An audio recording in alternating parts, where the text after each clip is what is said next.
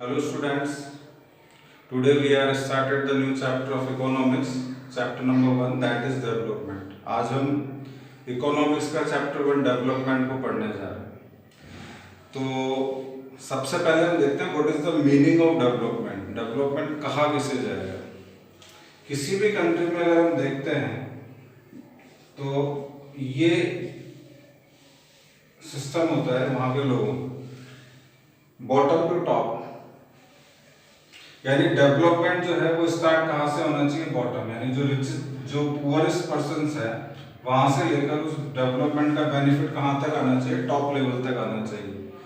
अगर वो इस क्राइटेरिया को फुलफिल करता है, यानी उस देश में रहने वाला सबसे गरीब आदमी को भी उतना ही बेनिफिट मिलता है जितना बेनिफिट उस देश में रहने वाले टॉप लेवल यानी रिचेस्ट पर्सन को भी यदि मिलता है, तभी हम उसको कह सकते हैं कि रियल मीनिंग में वो जो कंट्री है या उस देश में रहने वाले लोगों का रियल मीनिंग में सही मायने में विकास या डेवलपमेंट हो रहा है। ठीक है, तो this is the real meaning of the development, यानी देश में रहने वाले प्रत्येक व्यक्ति को, चाहे वो किसी भी कैटेगरी को बिलोंग करता हो, चाहे वो बिलो पॉवर्टी लाइन से बिलोंग करता हो, चाहे अबो पॉवर्टी लाइन से बिलोंग करता हो, इक्वल डिस्ट्रीब्यूशन होना चाहिए। डेवलपमेंट का जो बेनिफिट है वो रहने वाले देश के प्रत्येक नागरिक को अगर मिलता है तो सच्चे मायने में उसे हम डेवलपमेंट की कैटेगरी के अंदर रखते हैं।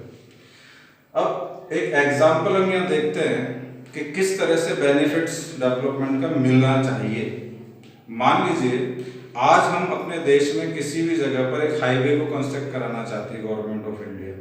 एक हाईवे कंस्ट्रक्शन हमें कहीं बनाना है, तो गवर्नमेंट ऑफ इंडिया जिस भी जगह हाईवे कंस्ट्रक्शन करना चाहती है, सबसे पहले गवर्नमेंट ऑफ इंडिया को वहाँ के फार्मर्स से लैंड को एक्वायर करना होगा। तो जब हम लैंड एक्वायर करेंगे उस हाईवे कंस्ट्रक्शन के लिए, तो सबसे बड़ा जो क्वेश्चन मार्क लगता है वो लगता है फार्मर के फ्यूचर पे, क्योंकि आपने उसकी खेती की जमीन को हाईवे में शामिल कर लिया, आप उसके खेतों में रोड बनाने जा रहे हैं, हाईवे बनाना जा रहे हैं। लेकिन अगर गवर्नमेंट उसके रिहेबिलिटेशन, उसके पुनर्वास की व्यवस्था, उसके रहने की व्यवस्था कहीं और जगह करती है, उसको फ्यूचर में आने वाले समय में खेती करने के लिए उस स्थान को छोड़कर जहां उसकी लैंड को एक्वायर किया गया उससे कहीं दूसरी जगह पर उसको कहीं खेत दे देती है, या मान लीजिए उसको गवर्नमेंट ऑफ इंडिया कहीं जॉब प्रोवाइड करती है, उसका फ्यूचर भी सिक्योर हो गया।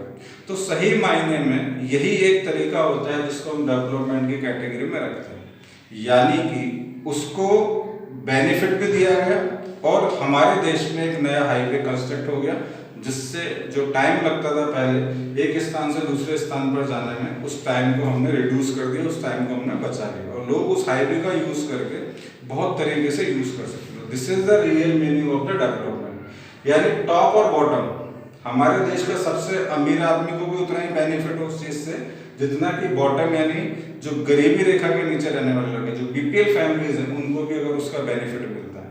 तो this is the meaning of the development. अब सेकंड स्टेप हम इस चैप्टर के अंदर आते हैं HD. HD means human development की बात की जा रही है। एचडी का फुल फॉर्म है ह्यूमन डेवलपमेंट। तो डेवलपमेंट के जितने भी प्रोसेस है किसी भी कंट्री के अंदर जो चलाए जाते हैं, बेसिकली वो किसके बेनिफिट के लिए चलाए जाते हैं, ह्यूमन बीइंग के लिए, human development. This is the HD. अब रियल मीनिंग में ह्यूमन डेवलपमेंट क्या, किससे हम ह्यूमन डेवलपमेंट कहेंगे कि बहुत अच्छी तरह से ह्यूमन डेवलपमेंट या वहाँ रहने वाले लोगों के जीवन में विकास हो रहा है। तो उसके कुछ आइडेंटिटीज हैं जिसके आधार पर हम ये कह सकते हैं कि किसी भी देश में रहने वाले व्यक्तियों का जो डेवलपमेंट है बहुत अच्छी तरीके से होता है। फर्स्ट पॉइंट अगर इसके आइडेंटिटीज में आता है तो वो आता है इनका हैप्पी लाइफ। जिस देश में रहने वाले व्यक्तियों का जीवन बहुत खुशियों से भरा हो, खुशियों से भरा कब हो सकता है, जब उसका इनकम सोर्स प्रॉपर हो, उसको इनकम के लिए बार बार सोचना ना पड़े। अगर उसके पास इनकम सोर्स रेगुलर बेसिस पे है तो उसकी लाइफ और उसकी फैमिली की लाइफ हैप्पी लाइफ होगी। सेकेंड आइडेंटिटी ह्यूमन डेवलपमेंट की होती है आपकी, वो होती है आपकी फुलफिल ऑल नेसेसरी रिक्वायरमेंट। जितनी भी उसके जीवन से संबंधित जरूरी चीजें हैं वो अगर उसको आसानी से मिल जाती हैं, और आसानी से कब मिलती हैं, जब उसके पास उन चीजों को परचेसिंग करने की कैपेबिलिटी होती है। परचेसिंग करने की कैपेबिलिटी कब होगी, जब उसके पास एम्प्लॉयमेंट होगा, रोजगार होगा।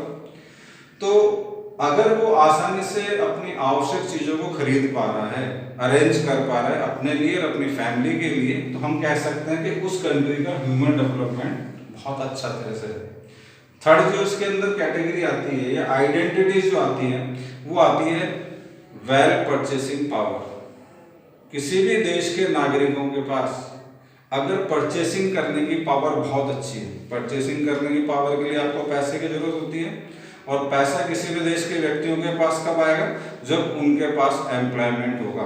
अगर अनएम्प्लॉयमेंट की कंडीशन किसी देश के अंदर है, किसी देश में बेरोजगारों की संख्या बहुत ज्यादा है, तो वहां लोगों के पास पैसे की कमी होगी, और जब पैसे की कमी होगी तो वो लोग आसानी से किसी भी चीज को परचेस नहीं कर पाएंगे। तो परचेसिंग पावर तभी अच्छी हो सकती है जब उनके पास रोजगार आसानी से प्रोवाइड हो जाए। तो अगर जिस भी देश के व्यक्तियों के पास गुड परचेसिंग पावर होती है, वो आसानी से किसी भी चीज को खरीदने की क्षमता रखते हैं, तो हम ये कह सकते हैं कि वो कंट्री जो है वो वेल डेवलप्ड कंट्री की कैटेगरी को बिलोंग करता है। तो 3 आइडेंटिटीज हमने ह्यूमन डेवलपमेंट की पढ़ी। First one happy life, second one citizen जो है किसी भी देश का नागरिक है वो आसानी से जो नेसेसरी थिंग है उसके जीवन के लिए आवश्यक चीजें उनको आसानी से प्राप्त कर लेता है, कहीं से भी परचेस कर लेता है। और थर्ड वन जो इसकी क्वालिटी हमने पढ़ी, जो इसकी बेसिक चीज हमने पढ़ी ह्यूमन डेवलपमेंट की, वो ये था कि अगर वो उसके पास गुड परचेसिंग पावर है, उसके पास पैसा है, आसानी से उसको एम्प्लॉयमेंट प्रोवाइड होता है, तो वो सभी कैटेगरीज जो है वो ह्यूमन डेवलपमेंट के अंतर्गत आती है। यानी हम ये कह सकते हैं देश के अंदर जो ह्यूमन डेवलपमेंट है, HDI जिसको हम आगे पढ़ेंगे, ह्यूमन डेवलपमेंट इंडेक्स, उसमें वो टॉप मोस्ट पोजीशन पे उस कंट्री का नाम होगा। ठीक है जी। नेक्स्ट जो पॉइंट इसके अंदर आता है ये WB है, UNDP। WB means World Bank की बात की जा रही है यहाँ पर, एंड UNDP means United Nation Development Programme. अब देखते हैं कि होता क्या है। World Bank this is the part of a UNO के बारे में प्रीवियस क्लास में सब डिस्कस कर चुके हैं। UNO was established on 1945 after second world war. जब विश्व के अंदर दूसरा विश्व युद्ध समाप्त हुआ था, उसके बाद विश्व के अंदर कभी ऐसी कंडीशंस नहीं आए कि हमें तीसरे वर्ल्ड वॉर की ओर जाना पड़े। उस चीज को ध्यान में रखते हुए वर्ल्ड के टॉप लीडर्स ने एक ऑर्गेनाइजेशन एस्टैब्लिश किया इस वर्ल्ड के अंदर, जिसको हम यूएनओ के नाम से जानते हैं, और उसी के अंदर में ये एक इंस्टीट्यूशन है जो काम करता है, जिसको हम वर्ल्ड बैंक के नाम से जानते हैं। इसका एस्टैब्लिशमेंट भी 1945 में हुआ था, 1945 में इसकी स्थापना की गई थी। तो ये जो है ये 2 इंस्टीट्यूशंस वो हैं जो किसी भी कंट्री को रैंक प्रोवाइड करते हैं। 3 कैटेगरी में पूरे विश्व में जितने भी कंट्रीज हैं पूरे वर्ल्ड के अंदर उनको डिफरेंशिएट किया गया है। Well developed country, second number पे आता है डेवलप्ड कंट्री, और थर्ड नंबर पे आता है अंडर डेवलप्ड कंट्री। तो वर्ल्ड बैंक को हम देखते हैं कि किस क्राइटेरिया के अकॉर्डिंग ये रैंकिंग को करता है, किस देश को कौन सी रैंक में देना है, इसका जो क्राइटेरिया वो क्या होता है। देखिए वर्ल्ड बैंक जो है वो केवल एक ही चीज को देखता है, उसके अकॉर्डिंग कंट्रीज को रैंक प्रोवाइड करने का काम करता है। वर्ल्ड बैंक देखता है PCI full form is per capita income, Hindi में इसको हम कहेंगे प्रति व्यक्ति औसत है। यानी किसी भी देश में रहने वाला व्यक्ति, चाहे वो भारत का हो, चाहे वो जापान का हो, चाहे वो चीन का हो, चाहे वो अमेरिका का हो, चाहे बांग्लादेश का हो, चाहे नेपाल का, किसी भी देश में रहने वाला व्यक्ति कितना पैसा एनुअली कमाता है, उसकी एनुअल इनकम के आधार पर ही वहां की पर कैपिटा इनकम को फाइंड आउट किया जाता है। और जिस व्यक्ति या जिस देश के नागरिकों की पर कैपिटा इनकम बहुत अच्छी होती है उसको हम वेल डेवलप्ड कंट्री के अंतर्गत रखते हैं। जिसकी उनसे कम पर कैपिटा इनकम होती है उसको हम डेवलप्ड कंट्री के अंतर्गत रखते हैं, और जिनकी उससे भी कम पर कैपिटा इनकम होती है उसको हम अंडर डेवलप्ड कंट्री के अकॉर्डिंग उसको रैंक प्रोवाइड की जाती है। तो वर्ल्ड बैंक जो देखता है वो केवल PCI के थ्रू, पर कैपिटा इनकम के थ्रू ही इन चीजों को डिसाइड करता है। देखिए पर कैपिटा इनकम यदि हमें किसी भी देश की फाइंड आउट करनी है तो उसका एक फॉर्मूला होता है, नेशनल इनकम किसी भी देश की निकाल सकते हैं हम, national income divided by total population. TP means total population है यहाँ पर, यानी जिस भी देश में जितना भी पैसा आ रहा है पूरे एक साल के अंदर, एनुअली मार्क किया जाता है इसको, पूरे साल के अंदर पूरे ईयर एंडिंग में जितना पैसा आया और जितनी उस देश की जनसंख्या है, टोटल पॉपुलेशन है, उससे जब हम इसको डिवाइड करते हैं नेशनल इनकम को, तो जो फिगर हमारे सामने आएगा वही फिगर किसी भी देश का पीसीआई या पर कैपिटा इनकम कहलाएगा। ठीक है जी। तो ये वर्ल्ड बैंक जो है वो रैंक प्रोवाइड करता है पीसीआई के अकॉर्डिंग। अब हम बात करते हैं यूएनडीपी की। यूएनडीपी जो इंस्टीट्यूशंस है, यूनाइटेड नेशनल डेवलपमेंट प्रोग्राम जो है, वो किसके अकॉर्डिंग, ऐसे कौन से क्राइटेरिया है जिसके अकॉर्डिंग वो वर्ल्ड के कंट्रीज को रैंक प्रोवाइड करने का काम करता है। तो देखिए यहाँ पर ये 3 चीजों को देखता है यूएनडीपी किसी भी कंट्री को रैंक देने से पहले।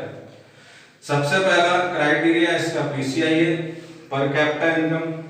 सेकंड देखता है हेल्थ, उस देश में रहने वाले व्यक्तियों का स्वास्थ्य का स्टैंडर्ड क्या है, लाइफ हेल्थ स्टैंडर्ड क्या है। और थर्ड देखता है जी एजुकेशन, यानी किसी भी देश के अंदर एजुकेशन का क्या सिस्टम है, कैसे उसको फॉलो किया जा रहा है। तो पर कैपिटा इनकम में प्रति व्यक्ति आय देखी जाती है, किसी भी देश में रहने वाले व्यक्ति की पर प्रति व्यक्ति आय कितनी है, कितने रुपए वो साल भर में कमा लेते हैं उस देश में, उसके अकॉर्डिंग देखा जाता है। हेल्थ के अंदर जो अगर हम बात की जाए तो हेल्थ के अंदर ये देखता है IMR. IMR means infant mortality rate. किसी भी देश में रहने वाले व्यक्ति, किसी भी कंट्री का मैं एग्जांपल ले सकते हैं, यहाँ पर भी मैं आपको और एक्सप्लेन करूंगा इसको आईएमआर को। किसी भी देश में रहने वाले व्यक्ति मैक्सिमम कितने साल तक जीवित रहते हैं, उसके अकॉर्डिंग आईएमआर को फाइंड आउट किया जाता है। और जहां पर हेल्थ बहुत अच्छी होगी, जिस देश के लोगों की, जिस देश के नागरिकों की स्वास्थ्य बहुत अच्छा होगा, वहां पर डेफिनेटली आईएमआर रेट जो है वो हाई होगा, यानी वहां लोग ज्यादा समय तक जिंदा रहेंगे क्योंकि उनको प्रॉपर तरीके से फूड वगैरह प्रोवाइड होगा, एक बहुत अच्छी लाइफ को वो लोग जी रहे होंगे। तो डेफिनेटली वहां ये होगा कि आईएमआर का जो रेशो होगा वो अदर कंट्रीज के अपेक्षा ज्यादा पाया जाएगा। तो हेल्थ के अंदर ये इंक्लूड करता है आईएमआर को, इन्फेंट मोर्टेलिटी रेट को। हेल्थ एजुकेशन की जो बात की जाती है, एजुकेशन के अंदर 2 चीजों को यूएनडीपी देखता है। फर्स्ट वन है एलआर और सेकंड है एनएआर। एलआर मींस है लिटरेसी रेट, किसी भी देश में रहने वाले लोगों की लिटरेसी रेट कितने प्रतिशत लोग किसी भी देश में पढ़े लिखे हैं, उसके अकॉर्डिंग भी यूएनडीपी देखता है, उसके बाद किसी कंट्री को रैंक प्रोवाइड करता है। एनएआर मींस है नेट अटेंडेंस रेशियो, यानी जितने बच्चे स्कूल ज्वाइन करते हैं, मान लीजिए 10 बच्चों ने स्कूल ज्वाइन किया, तो क्या उन्होंने सभी ने 10 के 10 बच्चों ने पूरे मिशन को पूरा किया, या केवल 10 में से 7 ही कर पाए, 3 ने स्कूल छोड़ा, या 10 में से केवल 5 ही बच्चे एजुकेशन को पूरी कर पाए, 5 ने स्कूल छोड़ा। तो वो नेट अटेंडेंस रेशियो के अकॉर्डिंग देखी जाती है। तो यूएनडीपी जो है, जो यूनाइटेड नेशन डेवलपमेंट प्रोग्राम है, ये 3 चीजों को कवर करता है, उसके बाद किसी भी कंट्री को रैंक